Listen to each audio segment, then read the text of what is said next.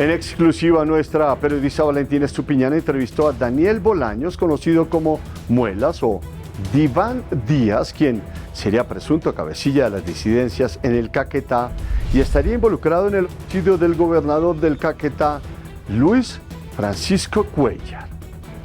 Esta es la historia.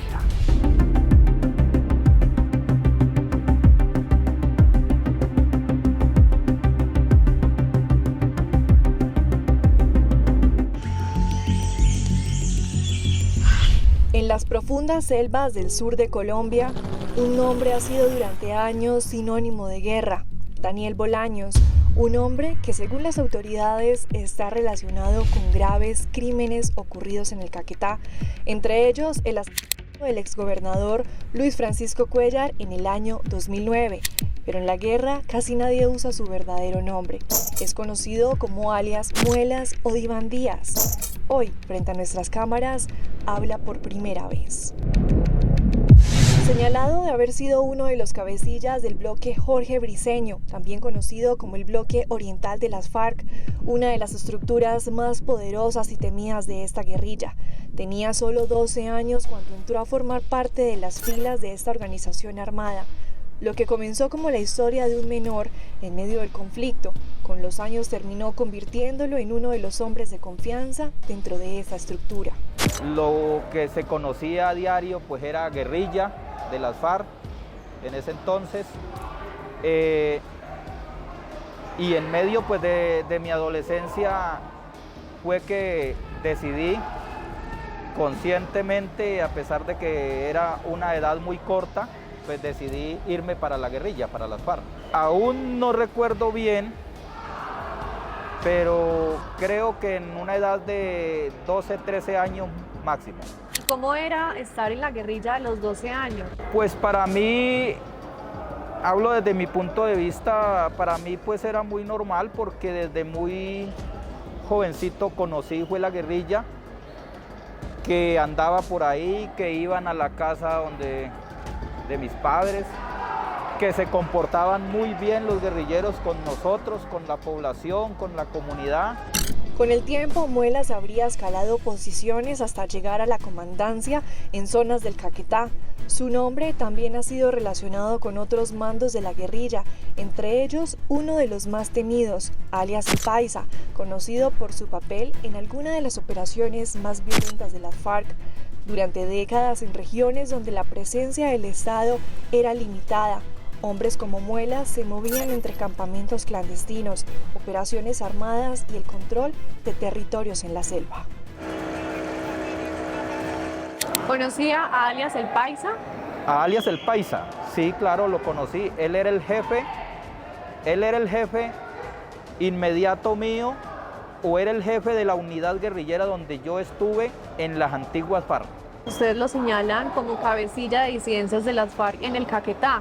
¿Qué tiene para decir? Que lamentablemente no son solo las autoridades, sino los muchos medios de comunicación también ayudan a agitar esa noticia falsa. Lamentablemente puedo decir, pues en primero es una calumnia a raíz de la estigmatización por lo que yo fui.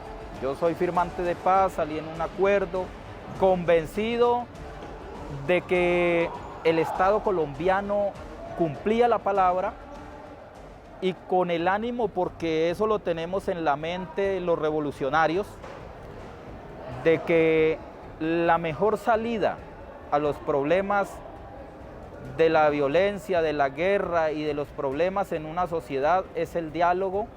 Daniel, ¿usted estuvo involucrado en el homicidio del gobernador del Caquetá? Sí, yo aparezco en esos expedientes y en esas investigaciones porque pues finalmente eso, lo del gobernador, lo realizó la columna Teófilo Forero, a la cual yo pertenecía. En este momento, ¿usted qué opina de las disidencias de las FARC? Pues a ver, de las disidencias de las FARC, eso es un asunto que yo no tendría mucha opinión, solamente a mi juicio es algo que es culpa del Estado. Allí desde la cárcel La Picota de Bogotá, alejado del monte y de la guerra, Daniel Bolaños pasa sus días realizando trabajos de bisutería, una actividad que le permite reducir tiempo de su condena. Frente a nuestras cámaras habla sobre su pasado, pero también intenta mostrar otra cara de su historia, porque detrás del alias y de los señalamientos hay una vida personal que también ha estado marcada por el conflicto. Su esposa Marta asegura que el hombre que muchos relacionan con la guerra es también un padre y un compañero de vida.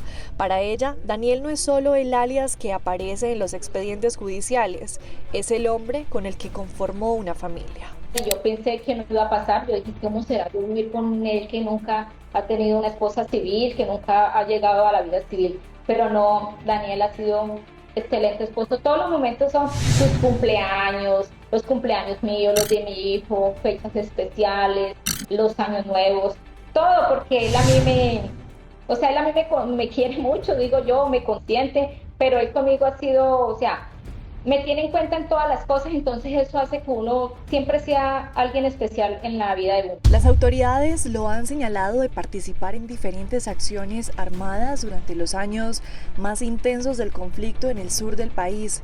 Sin embargo, su defensa asegura que muchos de esos señalamientos no corresponden a la realidad y es un montaje.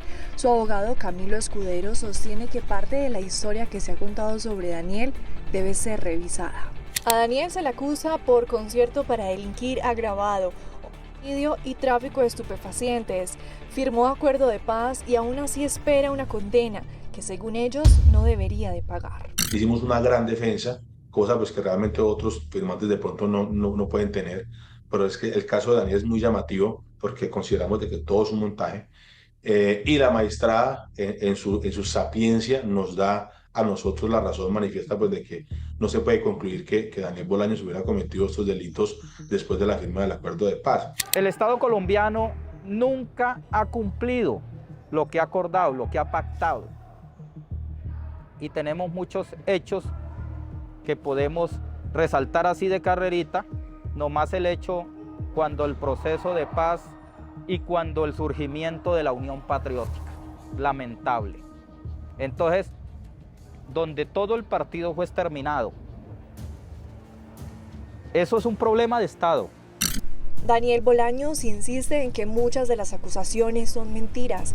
Reconoce que su vida estuvo marcada por la guerra, pero asegura que como muchos campesinos en esa región creció en medio de la pobreza y la falta de oportunidades. Hoy su nombre sigue generando división. Para algunos es un exguerrillero responsable de hechos violentos, para otros es un hombre que también fue producto de una guerra que marcó a toda una generación. ¿Usted es inocente?